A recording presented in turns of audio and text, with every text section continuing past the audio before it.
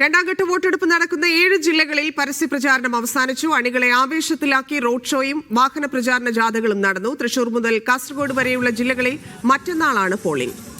കൊട്ടിക്കലാശത്തിനിടെ മലപ്പുറം പൂക്കോട്ടൂരിലും കോഴിക്കോട് കാരശ്ശേരിയിലും UDF LDF പ്രവർത്തകർ ഏറ്റുമുട്ടി.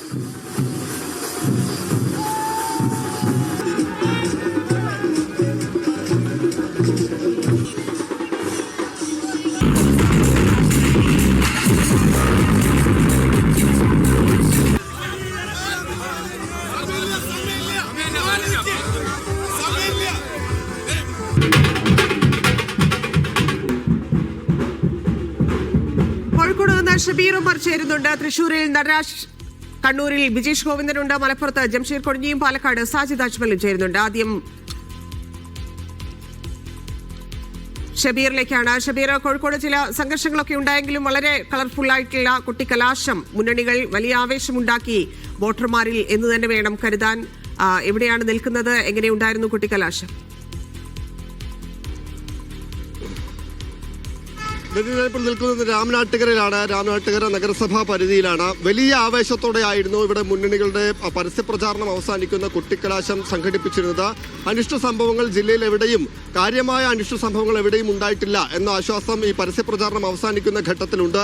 ഞാനിപ്പോൾ നിൽക്കുന്ന ഇവിടെ നേരിയ തോതിൽ ചെറിയ തർക്കമൊക്കെ ഉണ്ടായിരുന്നു. പക്ഷേ അതൊരു വലിയ തർക്കത്തിലേക്കോ സംഘർഷത്തിലേക്കോ പോയിട്ടില്ല. അത്തരത്തിൽ ആ നിലയ്ക്ക് അനിഷ്ട സംഭവങ്ങൾ എവിടെയും ഉണ്ടായിട്ടില്ല എന്ന ആശ്വാസമുണ്ട്. എന്തായാലും മുന്നണികളെ സംബന്ധിച്ച് വലിയ തരത്തിലുള്ള പ്രചാരണമാണ് കോഴിക്കോട് ഉടനീളം നടത്തിയത്. നമുക്കറിയാം, കോഴിക്കോട് കോർപ്പറേഷൻ, ജില്ലാ പഞ്ചായത്ത്, 12 ബ്ലോക്ക് പഞ്ചായത്തുകൾ, 7 നഗരസഭകൾ, 70 ഗ്രാമപഞ്ചായത്തുകൾ എന്നിങ്ങനെ വലിയ തരത്തിൽ വ്യാപിച്ചു കിടക്കുന്ന പ്രദേശങ്ങളിലെല്ലാം തന്നെ വലിയ പ്രചാരണമാണ് മുന്നണികളും സ്ഥാനാർത്ഥികളും നടത്തിയത്.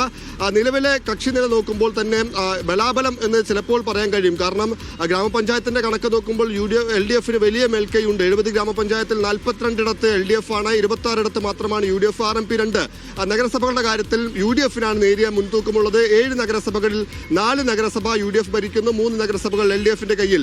ജില്ലാ പഞ്ചായത്ത് LDFന്റെ ഭരണമാണ്. ഒപ്പം തന്നെ കോർപ്പറേഷൻ കാലങ്ങളായി, പതിറ്റാണ്ടുകളായി LDF ഭരണമാണ്.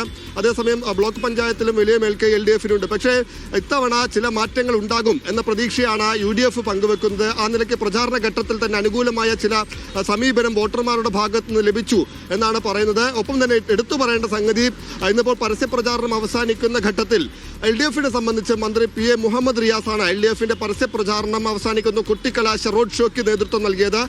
മീഞ്ചന്ത മുതൽ പയ്യാനക്കൽ വരെയായിരുന്നു LDFന്റെ road show. Shafi Parambil MP ആണ് UDFന് വേണ്ടി ഈ പരസ്യപ്രചാരണത്തിന് നേതൃത്വം നൽകിയത്. രാമനാട്ടുകരയിൽ സമാപിച്ച റോഡ് ഷോ ഫറോക്കിൽ നിന്ന് തുടങ്ങി. ഫറോക്കിൽ ഒരു അറ്റത്ത് നിന്ന് തുടങ്ങി ഫറോക്ക് രാമനാട്ടുകര നഗരസഭാ പരിധികൾ കവർ ചെയ്യുന്ന രീതിയിലാണ് ഷാഫി പറമ്പിൽ MP നയിച്ച UDFന്റെ റോഡ് ഷോ നടന്നത്. BJPയുടെ പരിപാടി പാളയത്തായിരുന്നു. BJPയും വലിയ തരത്തിലുള്ള പ്രചാരണമാണ് പ്രത്യേകിച്ച് കോർപ്പറേഷൻ പരിധിയിൽ നടത്തിയത്.